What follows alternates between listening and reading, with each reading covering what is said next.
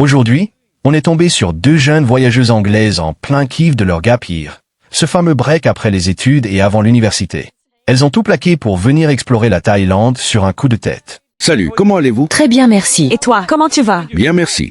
Qu'est-ce qui vous a amené en Thaïlande? Juste un voyage spontané. Vraiment spontané. Très beau. Alors pourquoi pas? Vous êtes étudiant ou vous travaillez? On a terminé l'école et je vais à l'université l'année prochaine. Donc c'est notre année sabbatique. Année sabbatique, ok. Vous êtes très libre maintenant? Oui, très libre. Très libre. On adore cette liberté. Rien de prévu, juste l'envie de liberté. Et ça se voit. Elles ont le sourire collé au visage.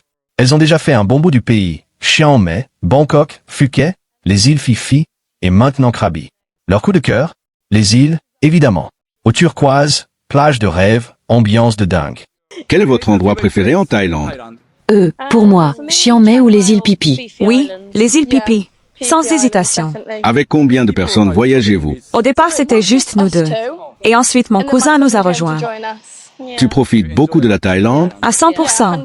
Et il nous reste combien de semaines? 3 semaines restantes. Et ensuite, on rentre en Angleterre. Donc, on va en profiter au maximum. Donc on a été à Chiang Mai, aux îles Phi Phi et maintenant à Krabi. Quand on leur demande ce qui les a le plus surprises, elles rigolent direct. La bouffe est incroyable. Mais attention, c'est épicé. Et surtout, on a été choqués par le prix de tout. C'est tellement moins cher qu'en Angleterre. Et les weed shops à tous les coins de rue, ça les a un peu prises de court aussi.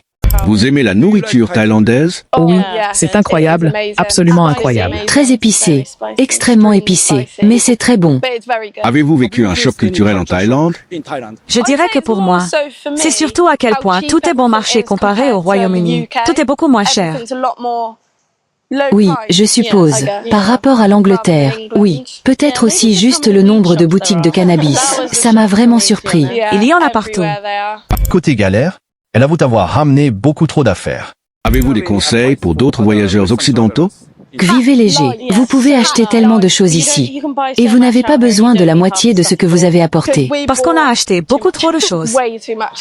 Un sac énorme. Et vous pouvez simplement prendre une valise. On n'a même pas eu besoin de sortir le sac jusqu'ici. Genre vraiment, prenez une valise et voyagez léger. Parce que vous pouvez acheter la majorité des choses ici. Ou un sac à dos avec des roulettes. Ce serait probablement le meilleur choix. Et oui, on a vraiment l'air bête à les porter. C'est très ridicule. Conseil d'experte. Ne fais pas comme nous. Prends une valise légère, t'achèteras tout sur place. Et prends un sac à roulettes, les gros sacs de rando, c'est l'enfer. Les prix sont plus bas ici. Donc vous pouvez acheter ce qu'il vous faut. Oui, pratiquement tout ce qu'on a. Vous pouvez l'acheter ici. Oui, en fait tout. Vous vous faites dévorer par les moustiques? Mais malgré les piqûres de moustiques, elles ont trouvé le spray miracle local, elles kiffent à fond. Mais le spray anti-moustique en Thaïlande est le meilleur. Il faut prendre le rose. Ne prenez pas celui de votre pays. Prenez celui d'ici et apportez de la crème solaire de chez vous. Franchement, les gens sont sympas ici. Et eux, tellement sympas. C'est pas pour rien qu'on l'appelle le pays du sourire. Oui, exactement, le pays du sourire. Vous vous êtes fait des amis en Thaïlande? Oui, dans chaque endroit où on est allé. On s'est fait des amis, on dort dans des auberges de jeunesse. Et c'est surtout là que tu peux te faire plus d'amis. Parce que tu es avec plein de gens différents, venant de plein d'endroits.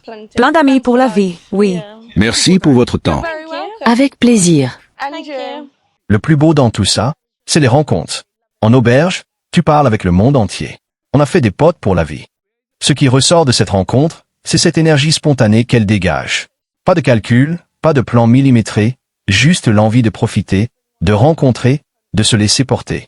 Une belle leçon de lâcher prise qu'on oublie trop souvent.